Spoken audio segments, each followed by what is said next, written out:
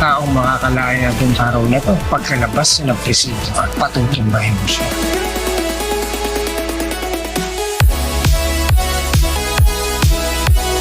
Kung bago pa kayo sa ating channel, please like and subscribe at huwag kalimutang i-click ang notification bell para palagi kayo nakaantabay sa mga susunod na kabanata ng Putakterang Pinoy. Hindi na nakontrol pa ni Olivia ang bugso ng kanyang damdamin. Sumabog na siya sa harap mismo ng mga Montenegro. Naitsapwera muli siya sa kanyang inaasam na posisyon. Dahil lang sa video na yan, si Tanggol na ang patatakbuhin mo bilang mayor? Kung di ka sang-ayon sa mga kagustuhan namin, di ka namin kailangan. Agad namang sumang-ayon si Tanggol sa kanyang ama na magiging maayos na ang lahat kapag napaalis niya sa pwesto ang mga gerero. Tama ho, inutusan na ni Mayor Roberto si Colonel Romero para maglinis ng mga kalat at magpalakas ng pangalan sa publiko at para bumalik na rin ang tiwala ng mga tao sa gerero. Kaya naman masosorpresa sina Santino at Erica sa lugar. Puntahan niyo ang barko sa Talamangka. Desperado na si Miguelito na pabanguhin at iangat ang kanyang pagkatao para lang manalo sa darating na halalan. Kaya ginawa niya na ang lahat para hindi makatanggi si Fatima. Dahil sa bait at pag-aalaga na ipinakita ni Ramon kay Marites, tuluyan na ito nagpasakop sa mga bisig ni Ramon. Pinaunawa at pinaliwanag niya rin kay Marites na matatanggap din sila ni Tanggol.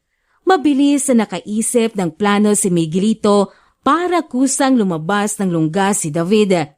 Hindi naman nagdalawang isip si David na makipagkita sa mga ito kasama si Attorney Vera. At natakot si David dahil nasa bingit na siya ng katapusan. Kaya naisipan niyang gamitin si Tanggol. Ito na lamang ang huling barahang makakasagip sa kanya. Huwag niyo akong patayin. Kapatid ko si Tanggol. Papakinabangan mo ako. Marami akong alam sa kanila. Don't do anything I say. Isang mabigat na plano ang naisip ng mga gerero para patigilin at pabagsakin si Tanggol upang hindi na ito makasagabal sa kanila. He assaulted a fucker.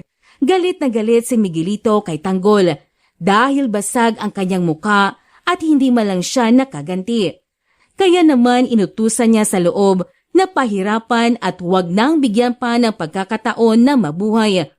Araw na ng paglaya ni Tanggol at araw na rin para pagbayaran ni David kay Miguelito ang kanyang utang. Kasalukuyan pa ring binubugbog si Tanggol sa loob. Sa pagkakataong iyon, buti na lang at nakita si Tanggol na pinagtutulungan at agad natigilan ang mga ito. Bugbog sarado si Tanggol at hindi na makagulapay sa tindi ng mga tama nito. Galit na galit si Don Julio nang makita niya si Tanggol sa ganoong kalagayan. Handa na si David para gawin ang iniutos ni Miguelito. Gulat at takot na may halong kaba ang naramdaman ni David nang makita niya kung sino ang pinaliligpit ni Miguelito sa kanya. I-comment niyo ang inyong mga reactions sa ating comment section at huwag kalimutang mag-like at subscribe at i-click ang notification bell para updated kayo sa mga palabas ng Putakterang Pinoy.